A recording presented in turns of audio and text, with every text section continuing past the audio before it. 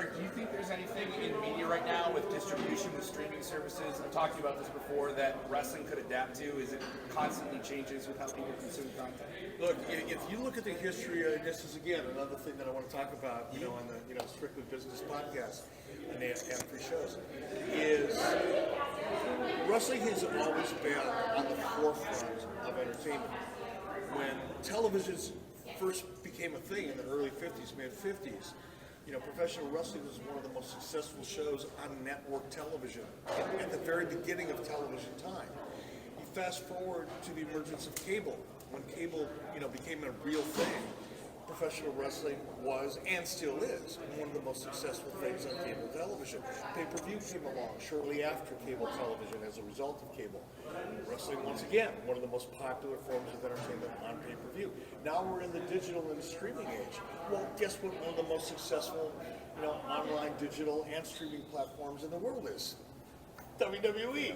So sports entertainment, professional wrestling, whatever you want to call it, has always been on the forefront of streaming. And to answer your question, or on the forefront of technology and entertainment, I think wrestling will continue to remain on the cutting edge of whatever platforms emerge tomorrow or the day after. Do you think that's because wrestling is something that, is basically a new show every week? Because it has to keep recreating itself every week? Is that a tribute to it being on the forefront of technology? There's a few things that I think contribute to it. One, just to be really honest about it, again, strictly business. Sports entertainment, professional wrestling is relatively inexpensive to produce compared to other forms of traditional entertainment, whether it's action films, or scripted entertainment, dramas, sitcoms, you name it. If you look at what professional wrestling delivers in terms of an audience versus what it costs compared to other forms of entertainment that draw equal to, maybe in some cases more, but in many cases less than professional wrestling. So that the financial aspects behind the product is one thing. The other thing is professional wrestling is, like all good forms of entertainment, it comes down to good and evil. It comes down to a good guy and a bad guy, and the drama that manifests as a result of that. That's just part of who we are as human beings. We've always been drawn to those good and evil stories, and wrestling provides that every week. Eric, you have been really one of the only, basically the only real legit, I want to say, threat to WWE or WCW in your days, right? What do you think other products, AEW or any other wrestling product, can come and really actually be real competition for WWE?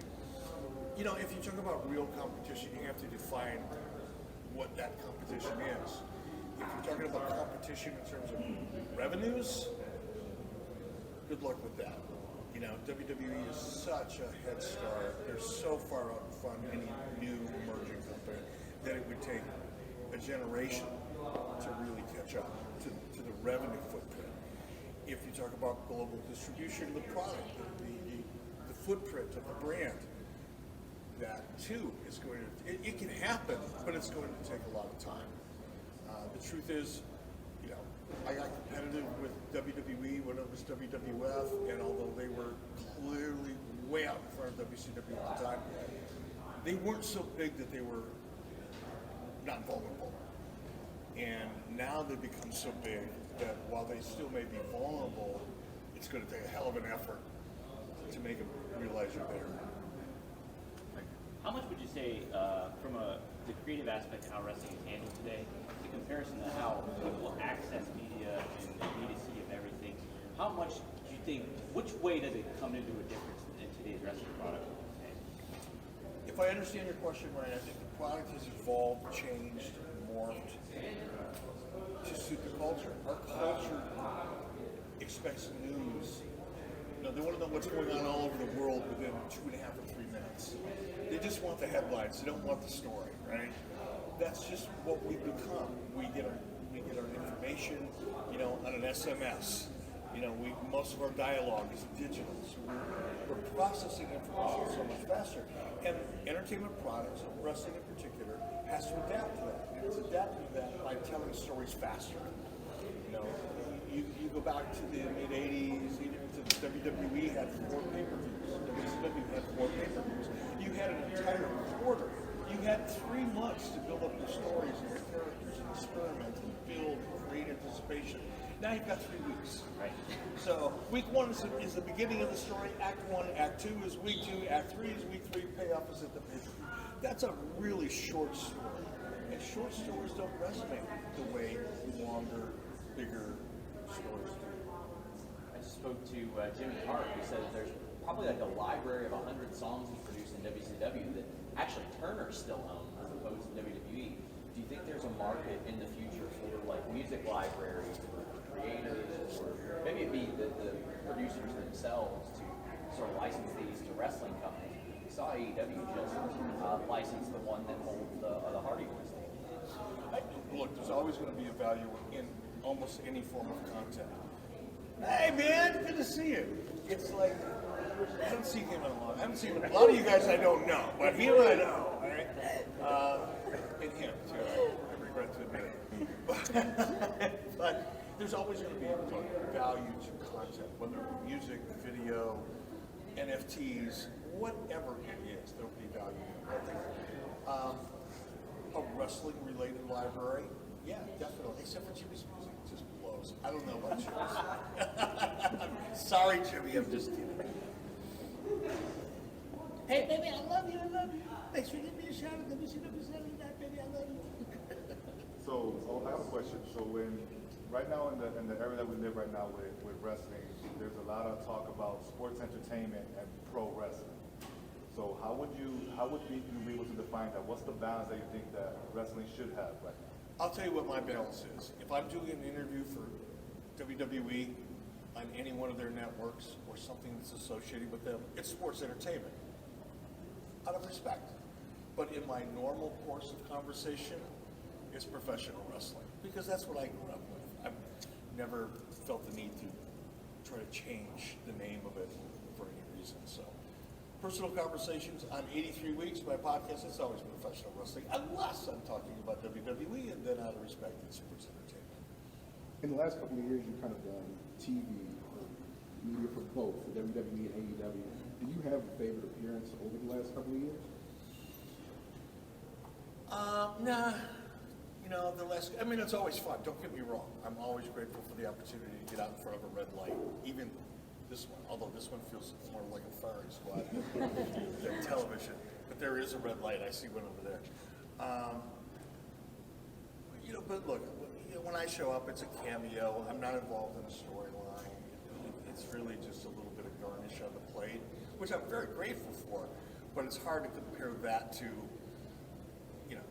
being a minister and the Chuck and Billy wedding. I mean, that was kind of fun, right? How do you compare with that?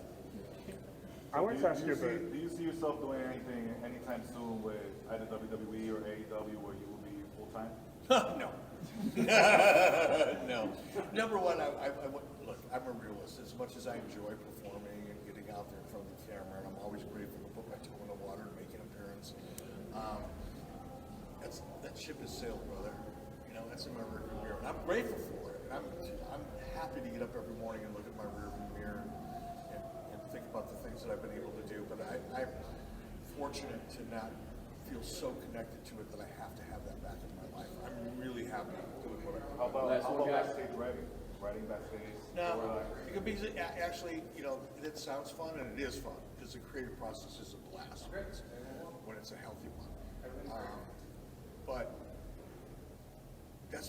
that's two full-time jobs, because you're not only working while you're working, but you're thinking while you're not working, and you're imagining, and it's hard to turn that switch off if you're really good at it and you're really passionate about it.